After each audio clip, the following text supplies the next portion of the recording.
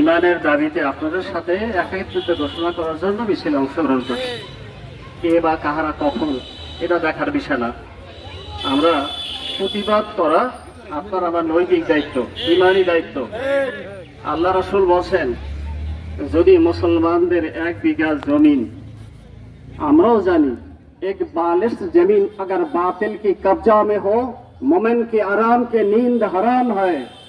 मुसलमानদের 1 বিঘা জমিন যদি বাতিলদের কবজায় থাকে, মুসলমানদের আরামের ঘুম হারাম।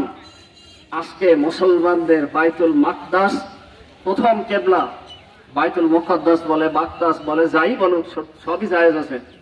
এটা আজকে মুসলমানদের কবজায় নাই বললেই চলে। ফিলিস্তিনের রাষ্ট্র, ফিলিস্তিনটা অনেকদিন পর্যন্ত আমরা ইতিহাস যা জানি, কোথায় সেই রডারিক ফিলিস্তিন থেকে শুরু করে সারা পৃথিবীর মুসলমানদের নেতৃত্ব করতেছিল। আজ মুসলমানরা সেই মুসলমান নাই, মুসলমানদের রক্তে আজকে সেই রক্ত নাই। তারেক বিন জিয়াদ নাই, মোহাম্মদ বিন কাসেম নাই, মুসলমানদের মুসলমানিত্ব নাই।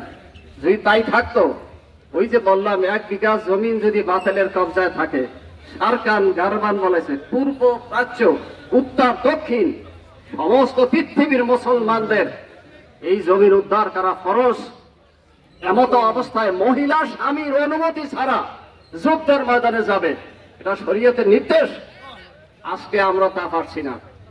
আমরা সব বিভিন্ন দলে দলে বিভক্ত হয়ে গেছি, বিভিন্ন দলে দলে বিভক্ত হইয়া মুসলমান দাসকে সব নির্যাতিত নিষ্পেষিত হইতেছে। আমরা আসেন, আমরা এখান থেকে প্রতিবাদ করলাম, এটা হয়তো ওখানে পৌঁছবে কিনা জানি না, তবে আশে আজিমে পৌঁছবে, এটা আমার দৃঢ় বিশ্বাস আছে।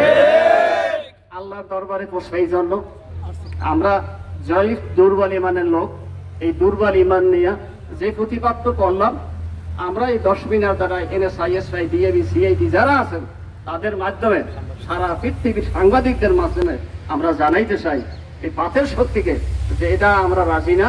তোমরা যে বিরতি দিয়া আবার এই কাজটা করলো, আমার পূর্ববর্তী বক্তা যেটা বলছেন এটা ঠিক হয় নাই।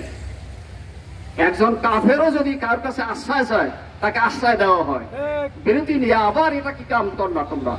এর জন্য আমরা এটা প্রতিবাদ জানাই, ধিক্কার জানাই, নিন্দা জানাই। সাথে সাথে আমাদের যতটুকু সম্ভব, যার যেখান থেকে যতটুকু সম্ভব এর থেকে বিরত থাকা। যেমন পণ্যর কথা বলা হয়েছে, আপনি যা শক্তি সামর্থ্য মেধা যোগ্যতা মনন যা আছে তা দিয়ে যেভাবে তাকে এটা প্রতিহত করা যায় সে চেষ্টা আমাদের থাকে ইনশাআল্লাহ।